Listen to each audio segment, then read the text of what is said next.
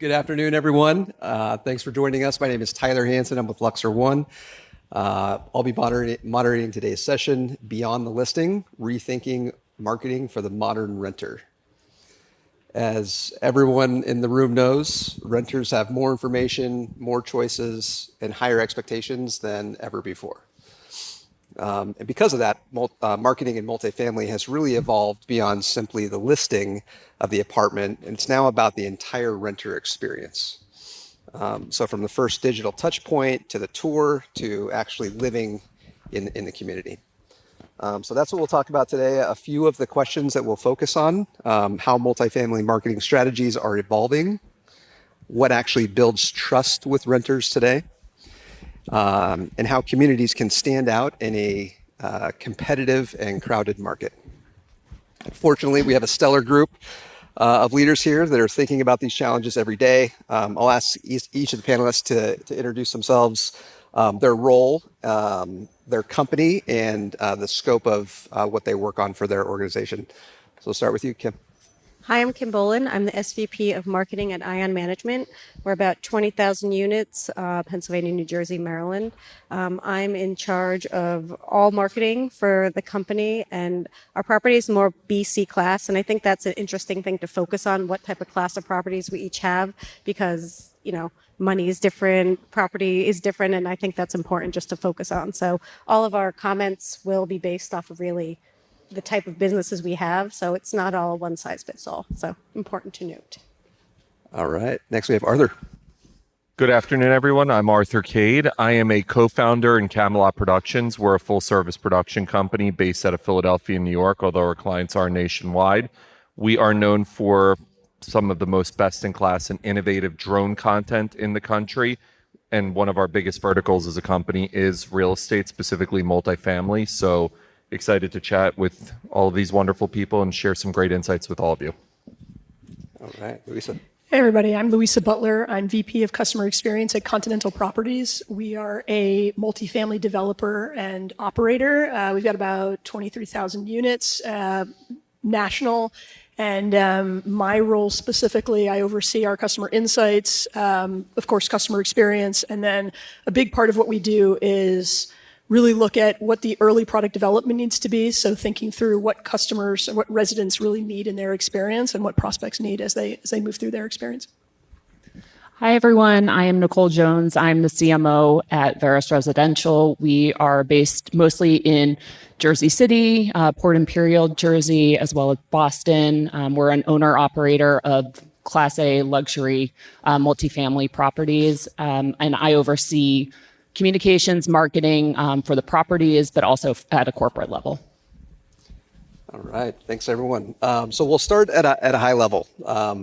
How is multifamily marketing evolving today, and what's really driving that shift? Kim, we'll start with you. Sure. I think we need to look at it. We always like to have conversations, and as we go to all these sessions, it's all what, the industry tells us, but really the focus is what the prospect, what their experience is, how they want to behave. And a lot of data is showing that a lot of people are actually starting with, an AI. So if it's ChatGPT, if it's Claude, it's Perplexity, that's where they're starting. So it's important to make sure that that's where all of your information is updated and correct in there. I know a lot of people are saying, listings are dead, but you'll be surprised how many coming from a BC class and us buying properties, how many companies we've taken over and their websites either don't exist or are terrible. So we can't always say, okay, they'll go to our website to find us. So a lot of management companies do rely heavily on your ILS sites because that is really where the most up-to-date, transparent information is. So, I really think that AI is not going to kill a lot of ILS sites, but I think that people are going to start with the ILS site. People are going to start with the AI sites and really focus their searching on there, getting their information. Yeah, got it. Arthur. I think from a content creation standpoint, innovation is everything. We were having a great conversation prepping for this session, and it's incredibly important for people to understand, to visualize, and to pre-experience what a space and a property feels like, looks like before they even walk in.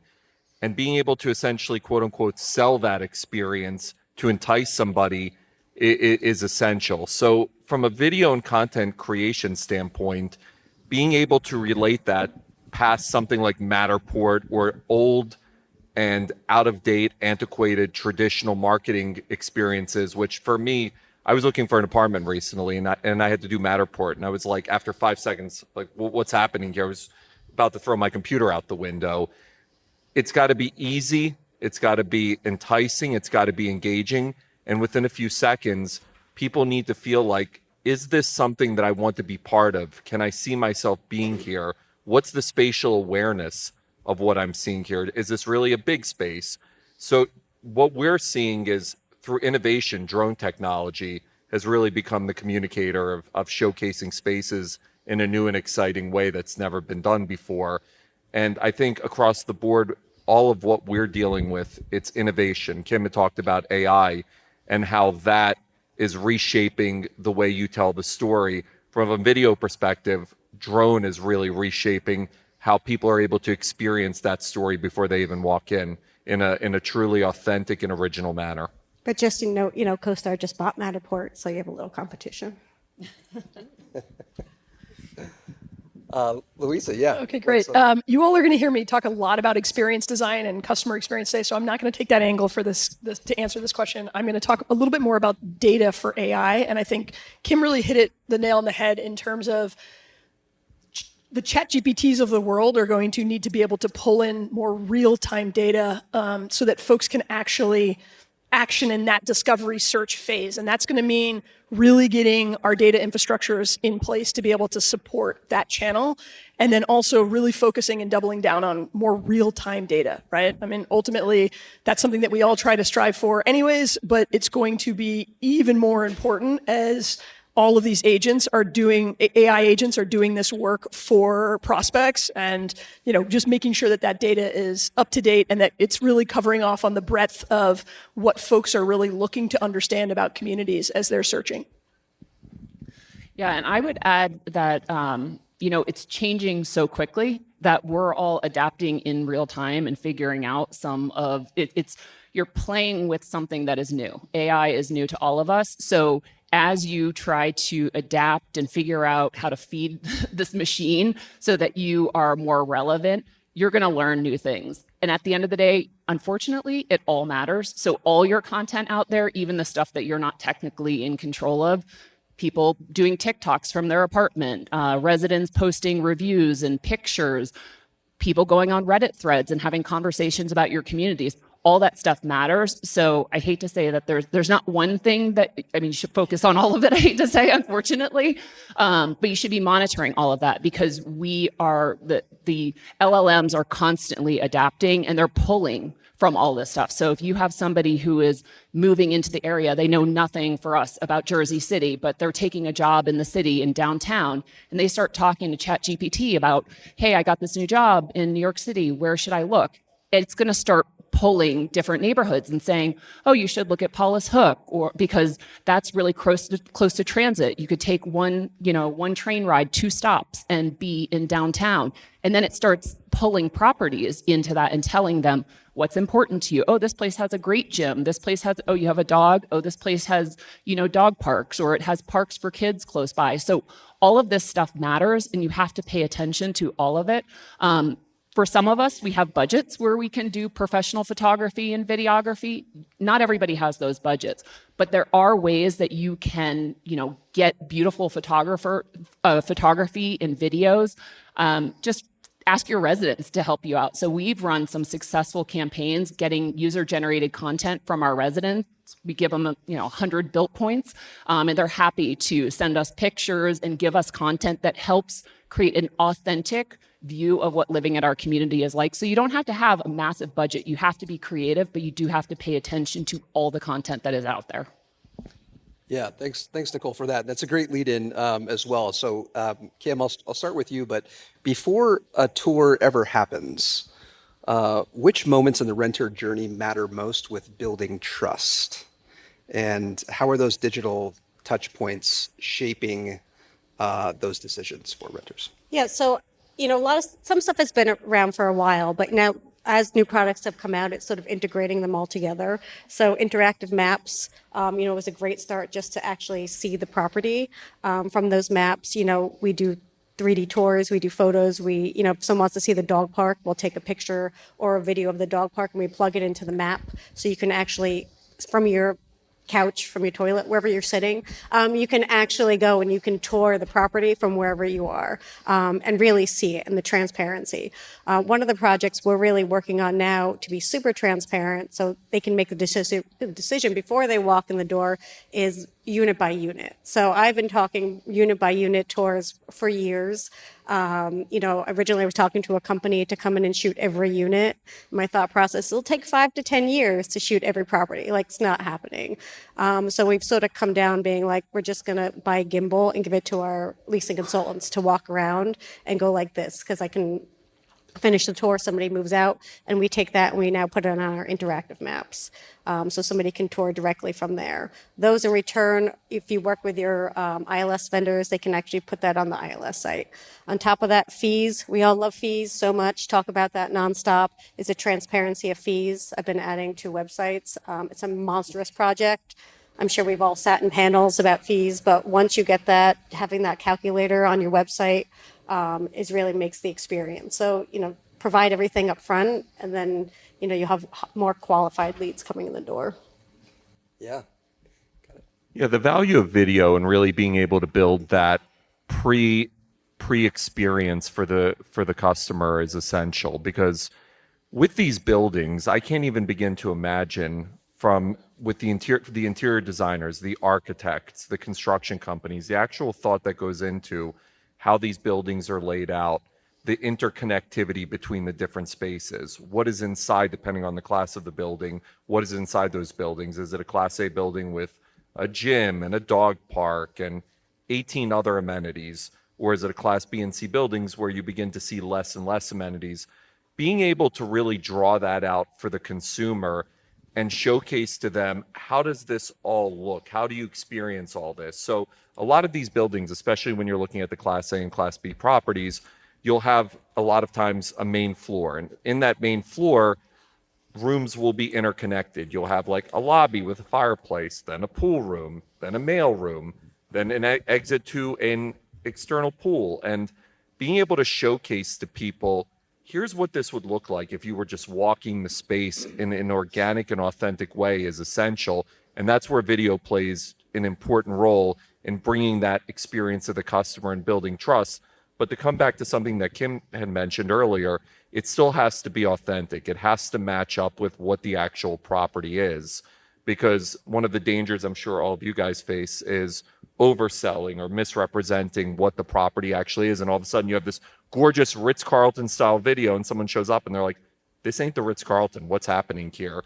So being able to create a true representation in the best format possible of what the property is and give people a sense of, here's what the experience actually is, while it connects organically to what it actually is probably incredibly important. Yeah, so what our research shows is that most people who are going through this process are overwhelmed when they're looking for an apartment, for a unit, whatnot. And that also means that confidence building is fragile. It's a fragile process. And as you go through, as somebody moves through all the different touch points to gain information about a community or a range of communities, there's a lot of information that they're taking in, right? And so what we find is that one of the most important things not to mess up is accuracy and consistency, right? And I know that's a given, that's a table stakes, we all kind of know that, but in practice, it's not always the case, right? And so I think this is kind of also going back to the basics and just making sure everything is aligned between all of your channels. And then to your point, Arthur, the payoff has to be there, right? You have to be able to then look and see what a property looks like, be able to truly have imagery that is up to date, that hopefully shows the experience, not just kind of the layout. But I think it's really important to put yourself in your prospect's shoes and say, hey, these folks are overwhelmed when they're going through this process. So how do you make sure you check the box on the most important things for folks, which is ultimately being able to feel confident that what they're actually looking at is accurate, and then build that confidence as they move through that early, search journey.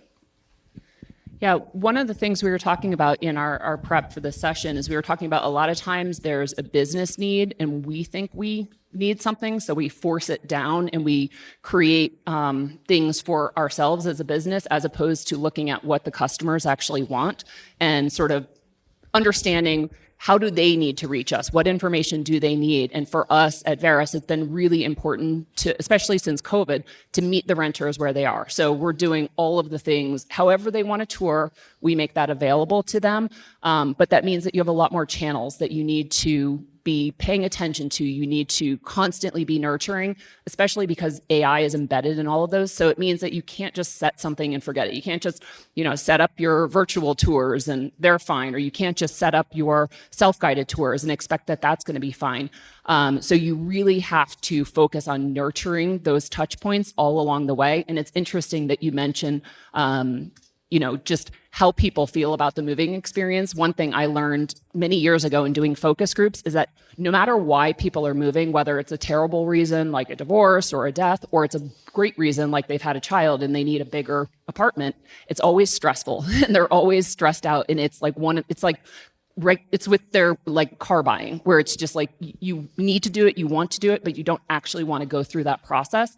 So I think the more we pay attention to the details and understand that these renters are super stressed out, and so that when they walk in the door, they've had a great experience, they've self-selected in, and you're bringing prospects to your leasing teams that already feel like, okay, I'm ready to sign. I just need to see this place. Maybe they don't need to see this place at this point, but they're ready to sign because all along the way, you've given accurate, updated information, and it's been a great experience before you even hand off to leasing. Yeah, and I would just add to that, that also builds momentum for when they do sign the lease, being happy at move-in, right? And that's what we want. We want people who are incredibly happy at move-in because we know, well, ideally they're happy throughout their experience, but often move-in really dictates, it correlates in terms of success later on. If you get that wrong, then you know that folks are going to have a bad outcome at the end from a renewal standpoint. And I just think that, I agree. Having people kind of show it up at the doorstep with everything really well coordinated so the on-site team can kind of just, hit the ball out of the park and finalize all of that is kind of the ideal situation, right? It was interesting because what appeals to one person may not appeal to another person. We were joking around earlier around dog parks and how you'll see every building now has a dog park. Why is that? Why are bathrooms now in these newer buildings so huge, but bedrooms are so small? And I'm sure that you guys are probably through your research and your focus groups finding out what is actually truly important to today's consumer. So being able to showcase that in an effective manner and consistently touch people, touch them, because we live on our phones and our attention spans have become so short and we're inundated with so much material and content and a million things going on right now. To touch on your point, Nicole, you've got to grab people. You've got to catch them immediately. You've got to sell them, for lack of a better word, immediately. So being able to do that in the most expeditious manner and then capturing them is huge. And then you want them to pay their rent. Yes. Make sure the check doesn't bounce. Yeah. We talked in in one of our pre-meet sessions about just the quantity of marketing tools that are available. So my question, and Nicole, maybe we could start with you. How do you decide which technologies really move the needle, and what there is to simplify or strip back to the basics? So what's worth spending money on if you have a limited budget? Yeah, I think it goes back to, again, what does the customer actually want? And stop, buying tools because you need something at the corporate office or you have a business need. I really feel like if we fulfill what a resident wants and is willing to pay for, that in itself will sort of work itself out. I was telling them I was at a marketing conference earlier this year, and I think there were something like 20,000 Marcom tools available. And those aren't industry agnostic. So those aren't even focused on things that are specific to real estate. So we really try to focus on doing something and doing it really well, going really deep. So for instance, we spent a lot of time as a team building an amazing resident app that does a lot of things. And I know everybody has resident apps, but for us, this was, it's like a blown out version of the app. And we've spent a lot of time, working through features of that because we listen to our residents, we talk to them, we engage with them, we can see how they're engaging with the app, and we ask them, what other things can we do within this space to, make this app more useful to you, how you'll engage with your community members. So for us, it's really like focusing on a few things that move the needle. So whatever it is you do, if you need a resident app, focus on that. Do it really well. If you are centralizing leasing, find a tool that helps you achieve that outcome that meets the resident needs and do that really well. So we kind of believe on doing one thing really well before we move on to the next thing instead of just trying to find point solutions to solve different pain points. Yeah, and I would just add to that, as part of that process, I'm assuming you all are doing this, it's something we're doing as well, is, as you go to understand technology needs or, apply technology, it really starts with not just understanding how somebody would use that technology, but really what their underlying behavioral need is, right? And so at Continental, we do a lot of customer research, independent interviews. We have, surveys that we do, but ultimately it comes down to, let's say for the search phase, really understanding what are people trying to understand in that moment, and then how can we find the right technology partners to help actually solve that problem, right? Because there's a lot of people who have great products out there. They're not always addressing the core needs that, folks have as they move through that journey. So really taking a journey-based approach that's really based on human behavior at each of those core moments is vital. On the content creation side, it's all about technology right now and creating something that's new and fresh. I can't tell you how many times we hear from marketers like Nicole where the CMOs are coming to us and telling us the way we got this leasee is they were scrolling their phone and they landed on this and it looked really cool and we got them in for a tour and we got them in from there. So being able to create things that are new and fresh, it's like movie making. It's got to feel like when you walk into a movie theater, is this something that I've never seen before? Is this a plot that I haven't experienced yet? Is this acting I haven't experienced yet? When people feel like something is new and fresh, especially when the budget's there, when you're dealing with Class A and Class B properties, it's much easier to be able to reach out and grab people through the channels that you guys are using, whether it's ChatGPT or Instagram or TikTok or anything else. So that continued evolution is essential. We were joking around. There's so many people out there in the marketing space there that there is an older school of thinking, and we're dealing with a whole new generation of consumers now. People live on their phones. They're on TikTok. They're on ChatGPT. And you've got to create a language that communicates with them, especially on the video side, that is so different than what was being done in 1990s, 1980s, 1970s, especially when you're dealing with Gen Z, millennials, and whatever the current generation is. I've lost track. You've got to be able to really grab their attention in the language that really speaks to them versus what really made sense in the 90s and 2000s. Yeah, and Kim, I'm curious, how do you decide when to make those decisions? So I think Nicole hit it on the head. It's sort of like when you have the need. There's a lot of things that are there are things that are need to have, and there are things that I like to have.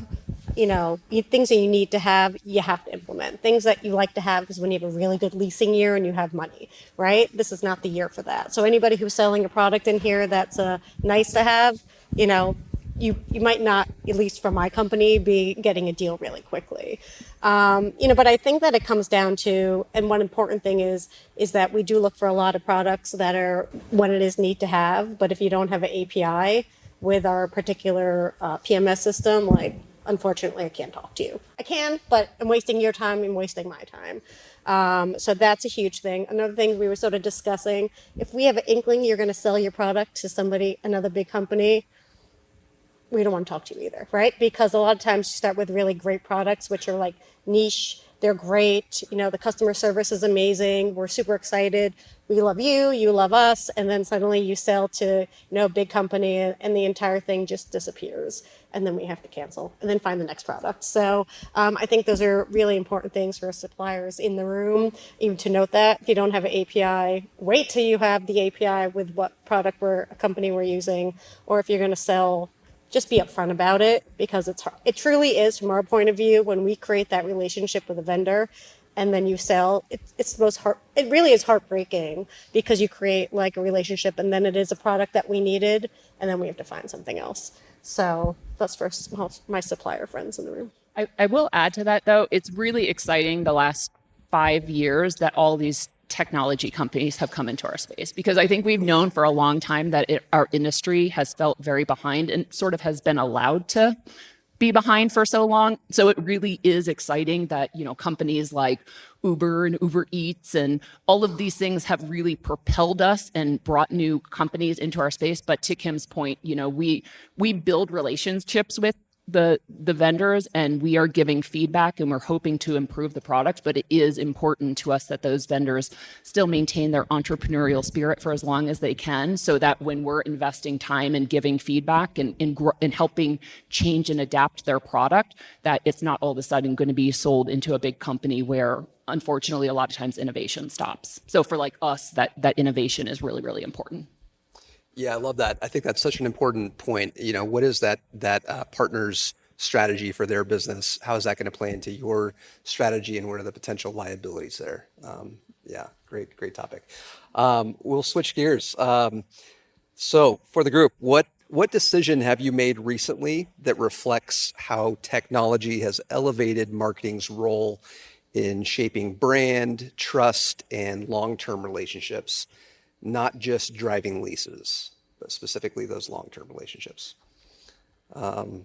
Louisa, start with you. Yeah, so one of the things that we do, which I'm sure many of you all do, is survey your residents, and we survey our prospects as well when they come and take a tour. And I think surveys have their use. I don't think they are, the silver bullet in terms of information. And so one of the things that we have really focused on is how do we bring together different data sources with our voice of the customer data or voice of the prospect data to get more of a real read, a finger on the pulse on how things are going. And that includes really trying to figure out how to integrate, think of maintenance data, any sort of operational data that's going to get you a better understanding of what's going on real time from a customer experience standpoint. So that's something that we've taken on. We're on a journey with that right now. But the goal is to really have a single pane of glass where we can actually get true insights in the moment based on bringing together and correlating all this data.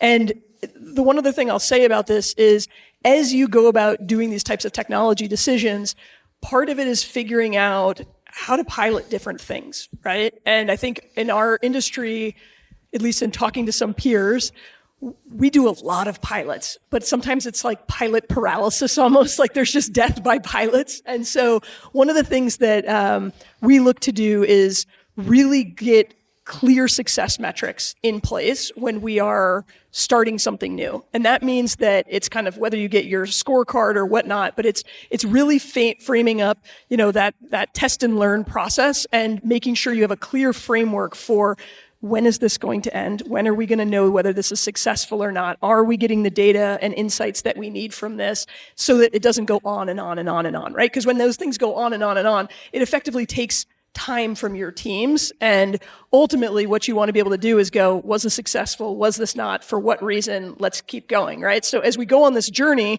that I just referred to in terms of all this data integration and building dashboards out, part of it is not just saying, could we successfully pull this data together? It was, are we actually moving the needle for teams? Are we allowing them to make better decisions based on the data that's here? And so it's really looking at that scorecard, that success criteria, and making sure that that's very clearly defined and aligned on with all leadership at the beginning so that we can, make a decision on whether something is actually, move the needle or not.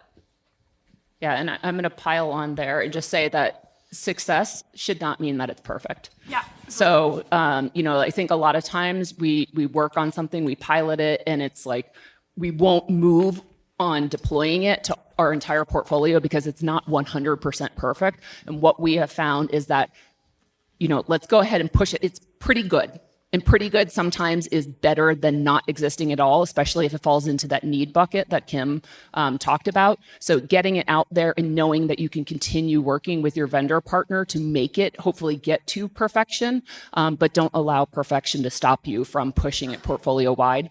I think for us, the thing that we did a great job for the first couple of years at Veris of getting a really great prospect experience. And, like I said, meeting the prospect wherever they were. So we got that done. And what we've really been focused on the last year and a half is that resident experience. Because I think, and we talked about it earlier in our prep, that a lot of times residents, you get them in the door, they become a renter, and then they feel like you don't care about them anymore. And sometimes you don't have the budgets for huge parties or constant nurturing. So how can you make folks feel like they are a part of a community, that you actually care about them? That's where AI and some of our tools have really come in handy because they're a great extension of our team. The AI still needs nurturing. You cannot set it and forget it. It still needs constant nurturing. But we have really leaned into that and allowing our residents within a building to, like in the app, for instance, some people don't like the thought of their residents talking to each other. We do happen to like it. It comes with risks, but we think it's better for them. So that's what we've been focusing on this year, is that community board where residents can get to know each other, they can talk to each other, because we prefer that in our ecosystem, where they do admittedly forget that we can see what their conversations, which is always fun. But we prefer that to them going on Reddit and talking about, the building, or going on to Google reviews and coordinating writing bad reviews for you. So sometimes it feels very scary to loosen the reins and allow the residents to get to know each other and talk there. But we feel like it's a much safer environment with AI moderation, with our teams being able to jump in with an answer. So that's what we've been really leaning into, is how can we make our residents' experience feel more rich? How can we make them really feel like they are a part of a community, given everything that's going on in the world? Because we think that makes them stickier. And if they're stickier, then when they get that, slightly increased, new rent, they're more likely to renew with us. Yeah, and also I'll add to that I feel like strong and happy residents are great for prospects, right? I mean, there's nothing like people going online and saying, I love living here, to make the whole marketing process so much easier. And so that's where it really is cyclical in that way, in that, it's giving, people a phenomenal experience to whatever degree that you can do that meets their needs. So then that pays off as you move forward. I mean, I'm at a management company now that's only 8 years old, and it's really young, right? So I wish I had something magic, like Louisa's doing, like she's doing some cool stuff, and Nicole's been in an environment, the management company's been around for a while, but I just rolled out brand new websites. Like, we had websites, but like brand new, really focus on SEO, really focus on, feeding to the AI. So, there's different steps, different places where your management companies are. I wish that our focus was on the management company, but right now, like resident experience, right now I just need people in the doors. And, so that's really our focus is right now, is rolling out this brand new website. And it's the renter experience, it's prospect experience. I know you can get to the resident portal. It's not that exciting, but in the end it is exciting, because the residents didn't have that before, right? I just offered something to our residents that they never had before living at my management company. So it's not all glitz and glam, but that brand new website is moving mountains for our company right now. But I think the point of that, though, is that whatever place you all are at, do what you need to do and do it really well. So lean into, if you need to focus on the prospect experience, or you're getting tons of unqualified traffic, which wastes the leasing team's time, focus on that thing, do it really well. And when you master that, move on to the next thing. So I'm sure next year you're going to tell us that you've got new, resident focused things that you've deployed, one step at a time. Yeah, and authenticity is the key theme. I've heard that several times now, and in our pregame as well. Arthur, curious, the conversations that you're having with clients around that longer term relationship. What does that look like? What does that sound like? I think from a long-term relationship standpoint, it's incredibly important to just build a level of trust. And the way you're able to build a level of trust is to deliver, and we've used the word authentic 50 times so far, is to deliver an authentic product. So from the content creation standpoint, we really strive to create something that delivers that authenticity, to put the tools in the hands of these people that they can use to thus deliver that authentic experience. Because I'm sure, and you guys deal with this every single day, I'm sure that if you're not delivering an authentic experience, that there's not a repeat customer, and then the reviews are bad and business is a disaster. So authenticity is the key to any long-term relationship. So I feel like with the content creation, you have to, again, deliver something that is cutting edge, innovative, fresh, depending on what budget range you're at, using the best technology, and then have skilled people in the marketing department and the technology department who can then deploy that content in effective manners and touch people in the way they're supposed to be touched. All right. Yeah, I would say also, just from an authentic standpoint, yes, authenticity is incredibly important. I also think there's an opportunity with AI to just meet people where they are sometimes, right? Like we all talk a lot about, like, how do we have AI feel human? And I'm like, AI doesn't have to always feel human, right? AI sometimes just can meet people's needs where they are. So for example, if you're just trying to find information, if somebody knows and has expectation that they're interacting with an AI agent, and you're not trying to have it be something that's not an AI agent, then that solves people's needs right there in the moment, right? And so really what it is it's meeting expectations. The other thing I'll say is there are folks in our industry who are exploring AI as a way to, address challenges or challenging conversations that folks don't necessarily want to have with humans, right? So think of like, hey, I haven't paid my rent, and I don't want to talk to a human about that because I might feel judged, and that's kind of an embarrassing process. So there's people in our industry who are actively looking at how can AI agents have those conversations and negotiate those, challenging conversations in a way that feels more safe for people as they go through them. So when we talk about authenticity, I think what's really important is that it needs to meet people where they are in that moment. You want it always to be an authentic experience, but ultimately that doesn't mean that it has to feel like a human is doing it, as long as you are truly transparent about what you're interacting with, right? And I think it's also important to understand what is it people are looking for. If you think about the car buying experience, there are people that come in and they want a Rolls Royce. There are people that come in and want a Mercedes. But then there's also people who come in and want a Honda or a Dodge pickup or a Chevrolet or a Kia. It's understanding who is your customer, who is your consumer. And I think that's essential, because meeting people where they're at, that then you're able to really connect with them in a strong way. Because if you're selling a Rolls Royce to a Chevrolet customer, you're not going to have that connection. Exactly. So you have to understand, is my customer buying a Chevrolet? And then how do I essentially market the perfect Chevrolet to them and then keep them happy once they have their Chevrolet or Rolls Royce or whatever else? Yeah, it all comes back to understanding your customer. Yeah. Maybe I want a Rolls Royce, but I only can afford a Chevrolet. Then you got to save up. Or steal it. All right. Next question. In a world of rising expectations and a lot of change happening, what should multifamily marketers stop doing? What should they start doing? What should they double down on to remain relevant in this next era of renter engagement? I'm actually going to start with this because this is like one of my biggest soapboxes. I am a huge believer in content. I'm 47 years old. I'm like old for the content age, but I live on my phone, and I see these like 22-year-olds, and if I think I live on my phone, they live on it like times a million compared to me. But to me, it is so important to be front and center in front of people. I'm just such a huge believer in content is king. And again, coming back to the car example, create the type of content that fits in with what you're selling, but figure out ways to touch people.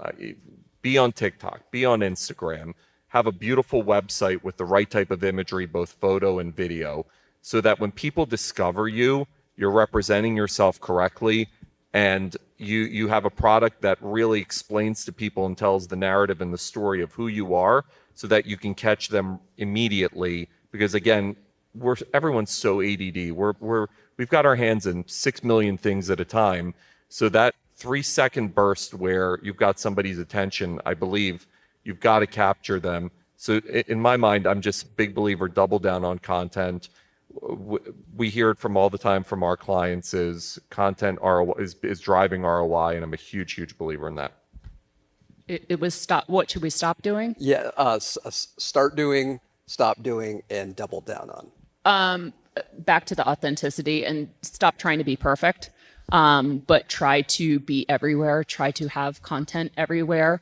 But it's better to have something that's a B+ that's everywhere than to have a few things that are an A that are only in a few different places. So just try to be authentic. I agree with the content, but again, not everybody can afford or has the budgets for professional photographers or beautiful videos.